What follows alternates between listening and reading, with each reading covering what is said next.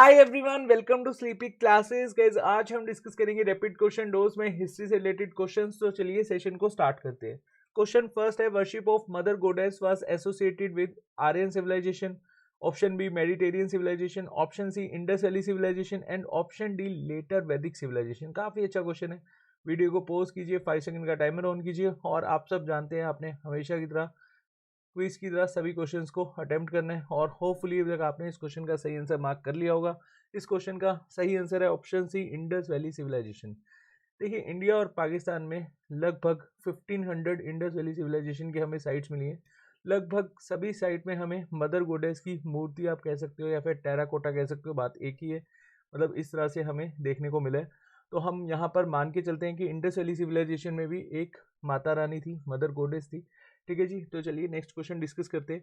The most distinguished ruler of the Chalukyan dynasty was. Option A है Jayasimha second, option B है Vikramaditya six and option C है Someshwara second and option D है Pulakeshin second. काफ़ी अच्छा question है और आजकल साउथ की जितनी डायनेस्टी हैं वहाँ से क्वेश्चन पूछे जाते हैं।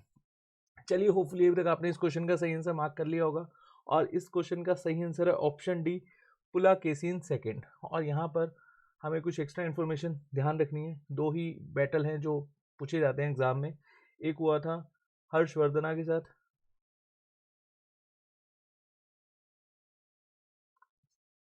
On the bank of the river Narmada, और एक हुआ था महेंद्र वर्मा फर्स्ट के साथ, महेंद्र वर्मन फर्स्ट के साथ। और इस बैटल का नाम क्या है? Pulakeshin second versus Mahendra Varman first, Pullalur, battle of Pullalur. और इस बैटल में पुलाकेशिन सेकंड जीत जाते हैं और इनका टेन्योर बहुत कमाल का था। चालुक्यन डायनेस्टी को काफ़ी ज़्यादा ये एक्सपेंड करते हैं और पुलाकेशिन सेकंड को किसके द्वारा हराया जाता है? एक पालवास किंग थे और इनका नाम है नरसिम्हा वर्मन फर्स्ट।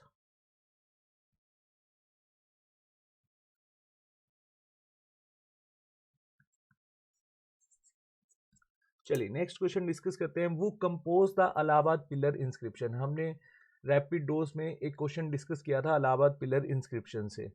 तो यहाँ पर भी एक क्वेश्चन है और बहुत ज़्यादा क्वेश्चन पूछे जाते हैं इंस्क्रिप्शन से रिलेटेड। तो चलिए एक बार ऑप्शन देख लेते हैं। ऑप्शन ए है हरिसेन, ऑप्शन बी है महासेना, ऑप्शन सी है वीरसेना एंड ऑप्शन डी है विष्णु सेना। काफ़ी अच्छा क्वेश्चन है। और देखिए, इलाहाबाद पिलर इंस्क्रिप्शन, यहाँ पर आपके 3 क्वेश्चन बनते हैं।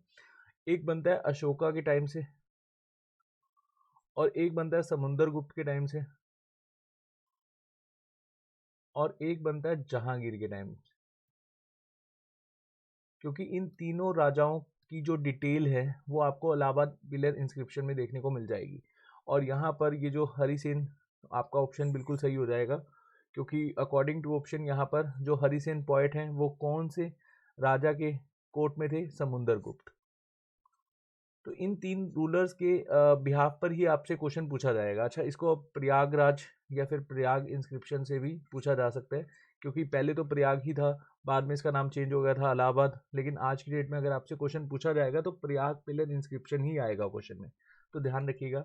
और ये है इलाहाबाद पिलर इंस्क्रिप्शन या फिर Prayag pillar inscription. Next question है, the Indus people knew the use of weights and measures which is proved by the discovery of the seal at. Option A है कलिबंगन, ऑप्शन बी है हड़प्पा, ऑप्शन सी है चाहनुदारो, option D है लोथल। काफ़ी अच्छा question है और इस तरह के क्वेश्चन बहुत ज़्यादा पूछे जाते हैं इंडस वैली सिविलाइजेशन से। चलिए, होपफुली अभी तक आपने इस क्वेश्चन का सही आंसर मार्क कर लिया होगा और इस क्वेश्चन का सही आंसर है बी हड़प्पा। अब देखिए, इंडस वैली सिविलाइजेशन में जो ये वेट यूज़ करे जाते थे ये मल्टीपल थे 16 के। एक तो ये पॉइंट आपने याद रखना है। और यहाँ पर जो आपसे क्वेश्चन पूछा जाता है कि ये सील्स का यूज़ करते थे जब इनको ट्रेड करना होता था मेसोपोटामिया सिविलाइजेशन के साथ। और नो डाउट ग्रेट एक्यूरेसी थी, measuring in length, mass and time. और इस तरह का यहाँ पर वेट का यूज़ करा जाता था उस समय। चलिए नेक्स्ट क्वेश्चन डिस्कस करते हैं। Who was the founder of the Satavahana umpire. Option A है कान्हा, ऑप्शन बी है सिमुक, ऑप्शन सी है हाला, ऑप्शन डी है गौतमी पुत्र। काफ़ी अच्छा क्वेश्चन है। होपफुली अभी तक आपने इस क्वेश्चन का सही आंसर मार्क कर लिया होगा और इस क्वेश्चन का सही आंसर है ऑप्शन बी सिमुक। अच्छा, यहाँ पर क्वेश्चन किस तरह से पूछा जाता है आपसे कि बताइए सतवाहना डायनेस्टी के जो फाउंडर थे सिमुक, इनके बारे में हमें कौन से इंस्क्रिप्शन में डिटेल मिलती है? तो आपने याद रखना है नानाघाट इंस्क्रिप्शन।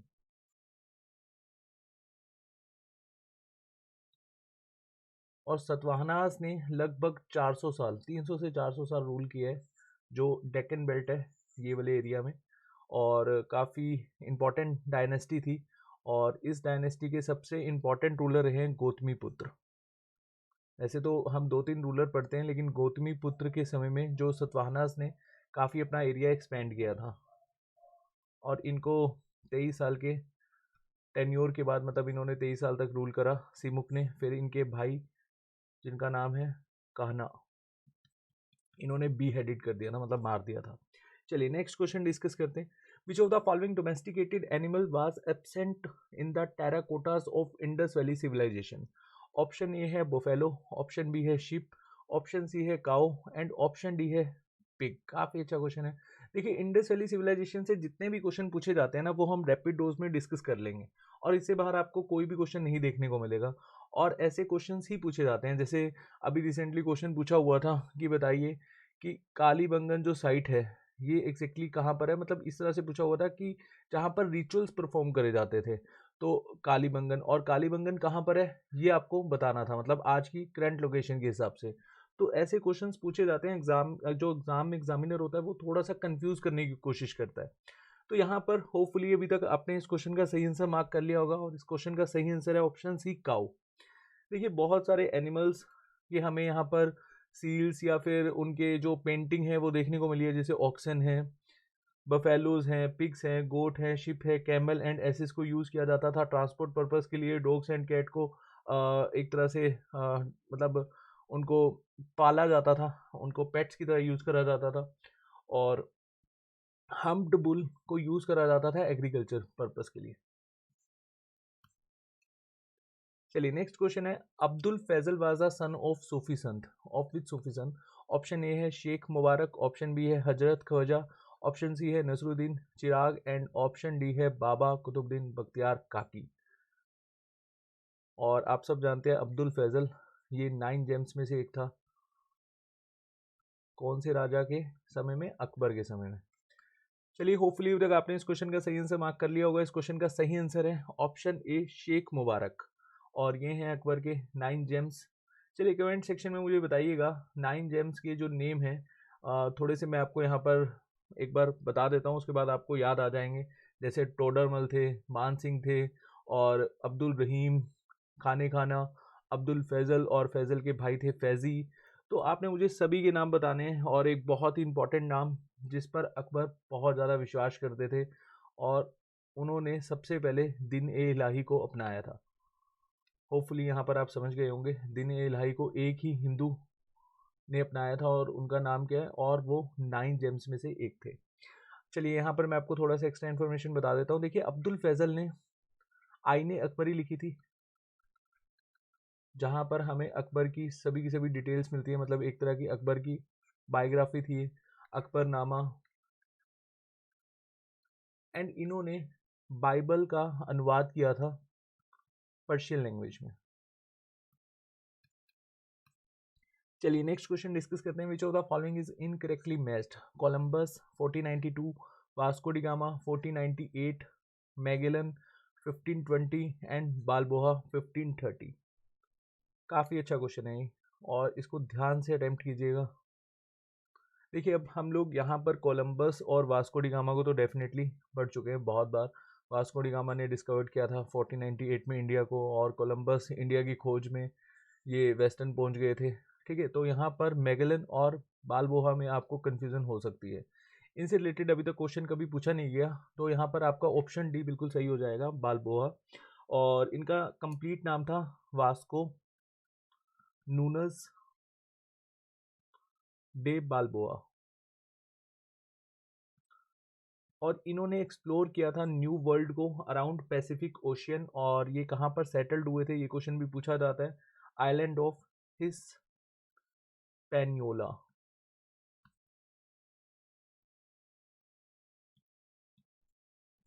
और ईयर यहाँ पर गलत है, तो यहाँ 1513 आपका ईयर सही हो जाएगा। चलिए नेक्स्ट क्वेश्चन डिस्कस करते हैं। Permanent revenue settlement of Bengal was introduced by. Option A है क्लाइव, ऑप्शन बी है हेस्टिंग, ऑप्शन सी है वेलेस्ले एंड ऑप्शन डी है कॉर्नवालिस। और मॉडर्न हिस्ट्री आप सब जानते हैं, हमने काफ़ी डिटेल में डिस्कस की हुई है। अगर आपने सभी लेक्चर्स लगाए हैं तो डेफिनेटली ये क्वेश्चन आपके लिए बहुत ईजी होगा। तो परमानेंट रेवेन्यू सेटलमेंट कौन लेकर आया था? Lord Cornwallis. और कॉर्नवालिस कोड आया था 1793 में। चलिए next question. One time associate of Mahatma Gandhi ji broke off from him and launched a radical movement called self respect movement, वो वाज ही? ऑप्शन ए है त्यागराजा शेट्टी, ऑप्शन बी है छत्रपति महाराज, ऑप्शन सी है E V Ramaswamy Naicker and option D है ज्योतिराव गोविंदराव फूले। काफ़ी अच्छा question है। और इन्होंने सेल्फ रिस्पेक्ट मूवमेंट चलाया था कहाँ पर? तमिलनाडु में। और सेल्फ रिस्पेक्ट मूवमेंट क्या था? जो दलित लोग थे, जो मतलब यहाँ पर आप ऐसे समझ लो जिनको समानता का अधिकार नहीं दिया जाता था, बैकवर्ड क्लास कम्युनिटी थी, मतलब उनको मंदिर में जाने का एक तरह से मंदिर नहीं जाने दिया जाता था, और बिल्कुल यहाँ पर जो राइट्स थे वो इक्वली नहीं दिए जाते थे। अब हिंदू में बहुत ज़्यादा डिवीज़न था उस समय, जैसे हम वन सिस्टम में पढ़ते हैं ना, ब्राह्मण, क्षत्रिय, वैश्य एंड शूद्र। तो यहाँ पर आप शूद्र कम्युनिटी को कंसिडर कर सकते हो। इनसे बहुत ज़्यादा भेदभाव किया जाता था उस समय। तो यहाँ पर इसी भेदभाव को देखते हुए तमिलनाडु में एक मूवमेंट लॉन्च करा था जिसका नाम है सेल्फ रिस्पेक्ट मूवमेंट। और किसने किया था? Option C, Ramaswamy Naicker. और यहाँ पर ये आपने ईयर याद रखना है 1925 के around. The Sharda act is related to option A upliftment of scheduled tribes, option B है upliftment of minorities, option C है child marriage and option D है एम्पावरमेंट ऑफ वुमेन। काफ़ी अच्छा क्वेश्चन है। अब देखिए यहाँ पर ना ये क्वेश्चन दो तरह से पूछा जा सकता है। अब दो तरह से कैसे पूछा जा सकता है? अकॉर्डिंग टू यहाँ पर जितने भी हमें ऑप्शंस दे रखे हैं, इसमें आपका ऑप्शन सी बिल्कुल सही हो जाएगा। चाइल्ड मैरिज से रिलेटेड था शारदा एक्ट, और इसको हम चाइल्ड मैरिज रिस्ट्रेंट एक्ट 1929 भी कहते हैं। अगर यहाँ पर चाइल्ड मैरिज ना होता तो यहाँ पर अकॉर्डिंग टू ऑप्शन, मान लो कि यहाँ पर ए ऑप्शन होता, बी होता, और यहाँ पर सी एम्पावरमेंट ऑफ वुमेन होता, और डी नन ऑफ दिस होता। तो आप यहाँ पर ध्यान रखिएगा, कई बार ऐसे क्वेश्चन पूछा जाता है कंफ्यूज करने के लिए। तो ऑप्शन आपका यहाँ पर एम्पावरमेंट ऑफ वुमेन भी हो सकता था, क्योंकि उस समय जो वुमेन्स की हालत थी, मतलब काफ़ी कम एज में शादी कर दी जाती थी, जैसे 7 साल, 8 साल, 9 साल, 11 साल। और इसी को देखते हुए बहुत सारे सोशल जो एक्टिविस्ट हैं वो सामने आए थे। और विद्यासागर जी का नाम आपने डेफिनेटली सुना होगा, राजा राममोहन राय। तो इन्होंने काफ़ी एफर्ट्स करे थे इसको लेकर। और उस समय हमारा जो समाज था वो कुलीनिज़्म, और एक तो सती प्रथा। कुलीनिज़्म क्या होता है कि जैसे 70-80 ईयर्स के जो इंसान हो जाते हैं, मतलब इंसान कह लो, इंसान ही होंगे ऑब्वियसली। तो यहाँ पर ये जो काफ़ी एज्ड पर्सन छोटी सी उम्र की गर्ल के साथ शादी करते थे, अराउंड 7 से 8 साल की यहाँ पर गर्ल होती थी, तो इसको कहा जाता था कोलिनिज्म। ये उस समय बंगाल में बहुत ज़्यादा चलता था। और फिर एक पोलीगैमी, मतलब मल्टीपल मैरिजेस अलाउड था। तो उस समय वुमेन्स की जो एक तरह से सिचुएशन थी वो काफ़ी डिप्रेसिंग में थी, डिप्रेसिंग सिचुएशन में थी। तो इसको देखते हुए यहाँ पर आपका एम्पावरमेंट ऑफ वुमेन भी आ सकता है कई बार ऑप्शन में, तो आप ध्यान रखिएगा। चलिए नेक्स्ट क्वेश्चन है, who is called as the prophet of new India? अब देखिए, जैसे अब हमने डिस्कस किया कि जितने भी सोशल एक्टिविस्ट थे, जैसे मैंने भी आपको बताया, राजा राममोहन राय, स्वामी विवेकानंद एंड विद्यासागर, जितने भी ये सोशल रिफॉर्मिस्ट थे, इन्होंने एक चीज़ यहाँ पर हमें सिखाई कि भगवान एक ही है। और आपको भगवान को एक ही रूप में पूजना है, चाहे वो इस्लामिज़म में हो, चाहे वो हिंदुज़म में हो, चाहे वो किसी भी धर्म से रिलेट करते हो। मतलब यहाँ पर मल्टीपल मैरिज और मल्टीपल गॉड का कंसेप्ट कहीं पर है ही नहीं। इवन राजा राममोहन राय ने तो उपनिषद एंड वेदास को भी डिफाइन करते हुए कहा था कि कहीं पर भी मल्टीपल गॉड्स का यहाँ पर कंसेप्ट दिया ही नहीं हुआ, मतलब गॉड एक ही है। तो उस समय लोगों को ये तो बता दिया गया था कि गॉड एक है, लेकिन लोगों को ये समझ नहीं आ रहा था कि हमें भगवान को फॉलो कैसे करना है, मतलब किस तरह से हमें अपने धर्म को लेकर चलना है। तो उस समय धर्म को किस तरह से लेकर चलना है और किस तरह से आप मेडिटेशन कर सकते हो एंड भगवान से जुड़ सकते हो, तो वो यहाँ पर उसके लिए हेल्प करी थी श्री रामाकृष्ण जी ने। और इनको कहा जाता है प्रॉफिट ऑफ न्यू इंडिया। और इनके शिष्य थे स्वामी विवेकानंद जी। चलिए next question, which among the following state was forced to merge itself with the union of India after 1947? Option A है हैदराबाद, ऑप्शन बी है कश्मीर, ऑप्शन सी है पटियाला एंड ऑप्शन डी है मैसूर। काफ़ी अच्छा क्वेश्चन है। अच्छा, यहाँ पर देखिए 1947 के बाद अब आपको दो ऑप्शन में कन्फ्यूजन हो सकती है, हैदराबाद एंड कश्मीर, लेकिन यहाँ पर आपका सही ऑप्शन क्या होगा, हैदराबाद, क्योंकि कश्मीर के साथ 370 आर्टिकल पर साइन हुआ था और कंप्लीटली मर्ज नहीं हुआ था कश्मीर, कंप्लीटली मर्ज हुआ था हैदराबाद। तो ऑप्शन ए आपका बिल्कुल सही हो जाएगा। और कौन सा ऑपरेशन यहाँ पर चलाया गया था, ऑपरेशन पोलो। नेक्स्ट क्वेश्चन, वो was the president of Indian national Congress at the time of Indian independence? Option A है मौलाना अब्दुल कलाम आज़ाद, ऑप्शन बी है जेबी कृपलानी, ऑप्शन सी है Jawaharlal Nehru and option D है राजेंद्र प्रसाद। अब देखिए इंडियन नेशनल कांग्रेस को लेकर हमने एक अलग से सेशन डिस्कस किया था, जहां पर मैंने आपको सभी के सभी सेशंस बताए थे, और मैं ये क्वेश्चंस आप लोगों के साथ हमेशा डिस्कस करता हूं क्योंकि यहाँ से क्वेश्चन पूछा जाता है। क्योंकि देखिए इंडियन नेशनल कांग्रेस की जितने भी सेशंस हुए थे वहाँ पर हम लोग देखते हैं कि कई सेशंस में इंपॉर्टेंट इवेंट्स भी हुए थे। जैसे आप ऐसे यहाँ पर समझ सकते हो कि सूरत का जो एक इंडियन नेशनल कांग्रेस का सेशन था जिसमें एक्सट्रीमिस्ट एंड मॉडरेट्स साथ आए थे। सॉरी, सूरत में तो स्प्लिट हुआ था, और यहाँ पर लखनऊ में एक दूसरे को इन्होंने ज्वाइन किया था 1916 में। तो ये सेशंस इंपॉर्टेंट हो जाते हैं। जैसे ऐसे क्वेश्चन पूछा जाता है कि बताइए गांधी जी ने नॉन कोऑपरेशन मूवमेंट जब यहाँ पर लाया था तो उस समय इंडियन नेशनल कांग्रेस के प्रेसिडेंट कौन थे। तो बहुत से क्वेश्चन होते हैं और मैंने सभी क्वेश्चन आप लोगों के साथ डिस्कस किए थे। ये सेशन को जरूर देखिएगा। और यहाँ पर इस क्वेश्चन का सही आंसर क्या है, जेबी कृपलानी। और यहाँ पर आपने एक चीज़ ध्यान रखनी है कि इंडियन नेशनल कांग्रेस के जो प्रेसिडेंट थे जब हमारे देश को इंडिपेंडेंस मिली वो थे जेबी कृपलानी। अब इंडिपेंडेंस के बाद जो इंडियन नेशनल कांग्रेस के प्रेसिडेंट बनते हैं उनका नाम क्या था, पटाभी सीता रमैया। ठीक है जी, तो दोनों नाम में आपने कंफ्यूज नहीं होना है, और ये क्वेश्चन पूछा जाता है कंफ्यूज करने के लिए। चलिए नेक्स्ट क्वेश्चन है, वो introduce the मनसबदारी system in India? Option A है बाबर, ऑप्शन बी है हुमायूं, ऑप्शन सी है अकबर एंड ऑप्शन डी है जहांगीर। यहाँ पर मैं थोड़ा सा आपको बता देता हूँ मनसबदारी क्या है, उसके बाद आपके लिए ये क्वेश्चन अटेम्प्ट करना इजी हो जाएगा। देखिए मनसबदारी क्या होता है, रैंकिंग। जैसे आज की डेट में होता है ना, हम गवर्नमेंट जॉब्स में देखते हैं कि हमें रैंक दिया जाता है, और ऐसे ही आप समझ सकते हो कि उस समय राजा महाराजा के समय में जितने भी उनके कोर्ट में होते थे तो उनको रैंक के हिसाब से यहाँ पर कंसीडर करा जाता था कि 40 मनसबदारी सिस्टम, सॉरी मनसबदारी सिस्टम नहीं, 40 मनसबदारी मतलब रैंक दिया जाता था। एक तरह से मनसब का मतलब होता है रैंकिंग। होपफुली अभी तक आपने इस क्वेश्चन को सही से अटेम्प्ट कर लिया होगा, और इस क्वेश्चन का सही आंसर है अकबर। तो अकबर के समय में हमें देखने को मिला था मनसबदारी सिस्टम, और मनसब एक अरेबिक वर्ड है जिसका मतलब होता है रैंकिंग या फिर पोजीशनिंग। नेक्स्ट क्वेश्चन है, वो स्टैब्लिश द सादर दीवान अदालत during the British east India companies rule? Option A है वेलेस्ले, ऑप्शन बी है वेरेन हेस्टिंग, ऑप्शन सी है डलहौजी, ऑप्शन डी है कॉर्नवेलिस। देखिए सदर दीवान अदालत, और ये कंसेप्ट आया था 1772 में, और यहाँ पर ईयर को देखकर आप इस क्वेश्चन को अटेम्प्ट कर सकते हैं। और इस क्वेश्चन का सही आंसर है हेस्टिंग। और सदर दीवान अदालत was the supreme court of revenue.